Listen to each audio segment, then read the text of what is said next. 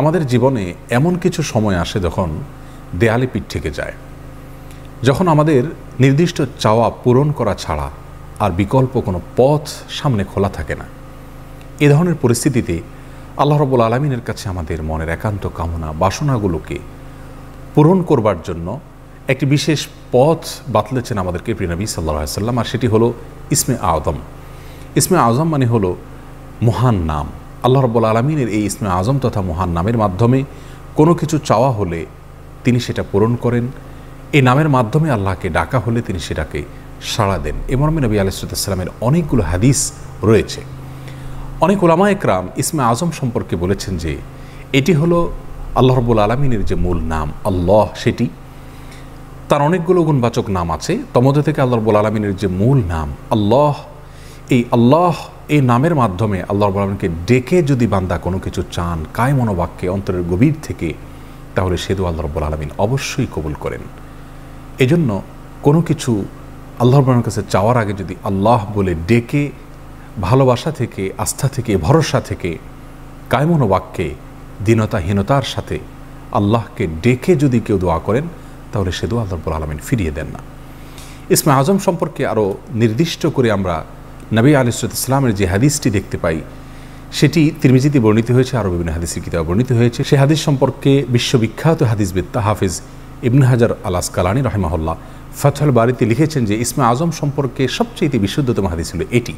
আর সেটি হলো এই যে বুরায়দা রাদিয়াল্লাহু আনহু বর্ণনা করেছেন, এক ব্যক্তি নামাজের মধ্যে একবার কিছু বাক্য বলে উঠলেন। নবী সাল্লাল্লাহু আলাইহি সাল্লাম তার কথাগুলো শুনলেন।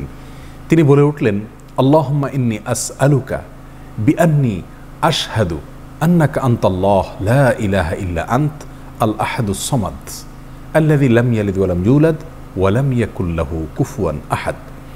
তার মুখে এই বাক্যগুলো শুনে নবী আলাইহিস সালাম বলেছেন, নিশ্চয়ই এই লোকটি ইসমে আযম পাঠ করেছে। ইসমে আযমের মাধ্যমে আল্লাহ রাব্বুল আলামিনের কাছে কোনো কিছু চাওয়া হলে তিনি সেটা ফিরিয়ে দেন না। এর মাধ্যমে আল্লাহকে ডাকলে তিনি অবশ্যই তাতে সাড়া দেন। এই হাদিসের ভিত্তিতে অনেক মুহাদ্দিসিন ইকরাম বলেছেন এটি হলো সেই দোয়া যেটাকে ইসমে আযম বলা হয়, যার মাধ্যমে এটি পাঠ করার পর আল্লাহর কাছে কোনো কিছু পেশ করলে সেটাকে অবশ্যই আল্লাহ তাআলা পূরণ করেন। মনের যে কোনো ভালো আশা আল্লাহ তাআলা পূরণ করে থাকেন। দোয়াটি আবারও বলছি, আল্লাহুম্মা ইন্নী আসআলুকা বিআন্নী আশহাদু আন্নাকা আনতাল্লাহ লা ইলাহা ইল্লা আনত আল আহাদুস সামাদ আল্লাযী লাম ইয়ালিদ ওয়া লাম ইউলাদ ওয়া লাম ইয়াকুল লাহু কুফুয়ান আহাদ। যার অর্থ হলো, হে আল্লাহ, আমি আপনার কাছে প্রার্থনা করছি এ মর্মে যে, এই জন্য যে, এই ভিত্তিতে যে আমি সাক্ষ্য দেই আপনি আল্লাহ, আপনি ছাড়া সত্যিকারের কোনো মাবুদ নেই, আপনি কারো মুখাপেক্ষী নন, আপনি একক, এবং আপনি কাউকে জন্ম দেননি, আপনাকেও কেউ জন্ম দেয়নি, এবং আপনার সমকক্ষ আর কেউ হতে পারে না। এই বাক্যগুলো পাঠ করে আল্লাহ রাব্বুল আলামিনের কাছে কোনো চাওয়া পেশ করলে তিনি অবশ্যই সেটি পূরণ করেন।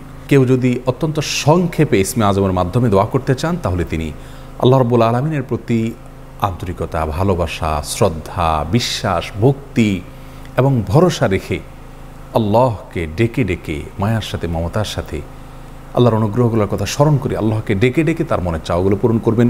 এটা হবে ইসমে আযমের সবচেয়ে ছোট ভার্সন।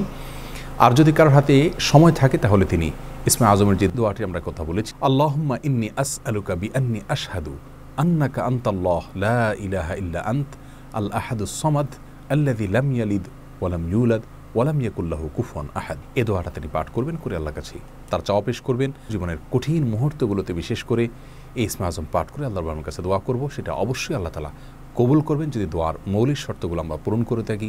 হালাল বক্ষণ করা, কায় মনোবাক্যে দোয়া করা এবং দোয়ার ক্ষেত্রে আন্তরিকতা এবং ঐকান্তিকতা থাকা, এই বিষয়গুলোকে যদি খেয়াল করে আমরা দোয়া করি, ইনশাআল্লাহ বিইذনিল্লাহ আল্লাহ তাআলা আমাদের সে দোয়া পূরণ করবেন। কোনো কারণে সে দোয়া যদি পূরণ হতে আমরা না দেখি, তাহলে সন্দেহাতীতভাবে আমাদের বিশ্বাস রাখতে হবে এটা পূরণ এই মুহূর্তে না হওয়ার মাঝে আমাদের জন্য কল্যাণ নিহিত আছে। আল্লাহ তাআলা এর বিনিময়ে আমাদেরকে আখিরাতে দিবেন। এছাড়াও দোয়া ইউনুসের মাধ্যমে লা ইলাহা ইল্লা আনতা সুবহানাকা ইন্নী কুনতু মিনাজ জালিমিন, এটা পাঠ করেও যদি কেউ দোয়া করেন, তার মাধ্যমে আল্লাহর দোয়া কবুল করেন। এবং হাদিস বর্ণিত হয়েছে